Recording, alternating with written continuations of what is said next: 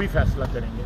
पाकिस्तान की आवाम जो है अगले 48 घंटे में इंशाअल्लाह ताला जो है उनको इकॉनमी के हवाले से ख्वाजा साहब फैसला हुआ क्या, क्योंकि लोग इस वक्त जो डॉलर की जो हमने जो बहस की है, जो डिलिब्रेशंस हुई है, सारी की सारी हमें अपने सेंड करिए। हम अकेले एक पोजीशन है, हम अकेले जो है फैसला करने की पोजीशन में नहीं है, और ना हमें करना चाहिए फैसले को अकेले, क्योंकि स्टेक्स जो हैं सिर्फ पाकिस्तान मुस्लिम लीग नून के नहीं हैं, स्टेक पीपल्स पार्टी के भी हैं, JUI के भी हैं, BNP मैंगल के भी हैं, बाकी पार्टियों के भी जो हैं वो बाप पार्टी के भी हैं, ये सारे के सारे जो है MQM के हैं। तो ये सारे के सारे जो है जब तक ऑन बोर्ड नहीं होंगे हम किसी फाइनल जो है फैसले के ऊपर जो है वो नहीं पहुंच सकते। अगले इलेक्शन के लिए दबाव है आपके ऊपर? नहीं, हमारे पास कोई दबाव नहीं है। हमारे पास दबाव जो हो सकता है सिर्फ पाकिस्तान की आवाम का हो सकता है, और किसी का दबाव नहीं हो सकता। पाकिस्तान की आवाम जो है, हमारा वोटर जो है वो हमारे पे दबाव पाकिस्तान डाल सकता है, और उसका हक बनता है, क्योंकि वो सॉवरन है, वो आइन और कानून के मुताबिक जो है अल्टीमेट हुक्मरान है। उनका दबाव जो है ज़रूर हो सकता है, और हमारा अव्वल और आखिर जो है उनका दबाव बर्दाश्त करेंगे हम, और हम किसी और का दबाव मुस्लिम लीग ने कौन से फैसले किए हैं जो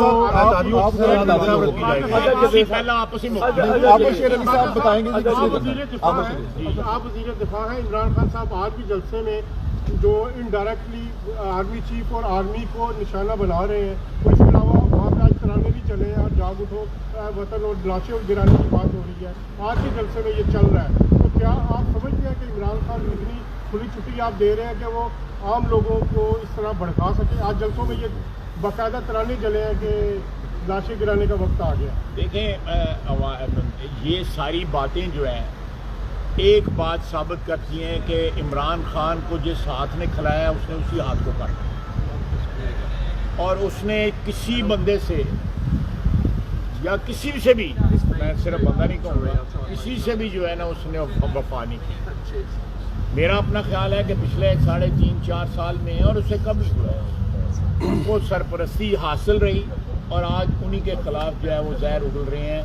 वो ये शख्स जो है ना किसी अदारे का है, ना पाकिस्तान की आवाम का है, ना पाकिस्तान का है, वो सिर्फ और सिर्फ सेल्फ इंटरेस्ट जो है, वो एक अनापरस्त इंसान है, उसका जो ज़ाती मफाद है उसी का वो गुलाम। नवाज शरीफ पे पाबंदी लग सकती है, तो क्या इन पे पाबंदी नहीं लग सकती? देखें जी, हम पाबंदी जो है वो इंशाअल्लाह ताला पाकिस्तान की आवाम सब पे पाबंदी लगाएगी। पाकिस्तान की आवाम ये सिद्दीकी साहब एक मिनट है ख्वाजा साहब, एक जमात की तरफ से सियासी अफरा तफरी पैदा करने की कोशिश की जा रही है, उनकी जो वीडियोस आ रही हैं वो भी इसकी तर्जुमानी कर रही हैं, लेकिन दूसरी तरफ जो हुकूमत तहरीक इंसाफ की और दूसरी तरफ जो मुस्लिम लीग नून है या हुकूमत है वो एकदम से कॉर्नर की तरफ नजर आ रही है। उनकी तरफ से कोई अपील नहीं जा रही अवाम को? क्या आपने नजर आने पे अवाम की बात कर अवाम की बात कर रहा हूँ कि अवाम से आप कैसे कांटेक्ट करेंगे उनसे? जो है वो डेडलाइन बरकरार जो आप फैसला नहीं कर पा रहे, कोई डेडलाइन कोई ना कोई डेडलॉक है ना कोई डेडलाइन है। हम जाके वहाँ पे जाके जो है वो हक बनता है हमारे अलाइंस का, हम अकेले फैसले नहीं कर सकते, ना हम हमारा अकेला फैसला करने का हक है, और ना हमें ये करने चाहिए। हम यहाँ पे जो डिस्कशन हुई है हम सारी उनके सामने रखेंगे, फैसला जो है वो डिस्कशन हुई है यार। आबा शेर अली साहब को करन दो यार, आबा शेर अली साहब को करन दो। इलेक्शन अगले साल चाहती है कि इस साल क्या हो सके। बिस्मिल्लाहिर्रहमानिर्रहीम। बुनियादी बात जनाब ख्वाजा आसिफ साहब ने आपके सामने रख दी है। हम बड़े वाज़ेह अंदाज में कुछ बातें करना चाहते हैं। एक तो ये कि जो शर्त सब बोला फितना इमरानिया के नाम पे या PTI के नाम पे मुल्क में लाशें गिराने की बात करता है या खूनी तब्दीली की बात करता है, उन्हें ऐसा मौका नहीं मिलेगा इंशाअल्लाह। पाकिस्तान पुरअमन रहेगा और पाकिस्तान में बदअमनी फैलाने का कोई मौका इमरान खान और उसके सपोर्टर्स को नहीं मिलेगा। ये बात बड़ी वाज़ेह है, और इसका तरीक़ाकार क्या होगा ये चंद दिन में सामने आएगा। बिल्कुल पाकिस्तान की इक़्तिसादियात पे बात हुई है, और ये हमारी ज़िम्मेदारी थी वज़ीर आज़म साहब की भी और हम सब की जो फैसले कैबिनेट में उनके साथ हैं कि हम अपने कायद को जिन्हें झूठे मुकदमात में मुलव्वस करके हमसे दूर किया गया है, جنہیں غلط طور پہ قید میں ڈالا گیا ہے، ہم ان کے پاس آتے اور آ کے ان سے رہنمائی لیتے۔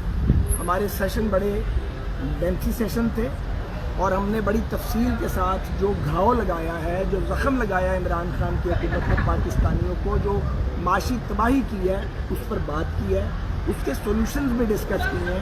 اس کے ساتھ ساتھ ہم نے اس بات پر بھی بات کی ہے کہ کس انداز میں ملک اور قوم کو تقسیم در تقسیم کرنے کی کوشش کی جا رہی ہے، اور یہ جو منترا بنانے کی عمران کوشش کر رہا ہے، پہلے مذہب کارڈ سے کھیلتا رہا، پھر کرپشن کارڈ سے کھیلتا رہا، وہ دونوں پٹ گئے تو غداری کارڈ سے اس نے کھیلنا شروع کر دیا ہے۔ یہ درست نہیں ہے۔ اور جو ابھی ایک سوال تھا کہ کارنر نظر آ رہے ہیں، آپ کو بہت جلد ہم فارورڈ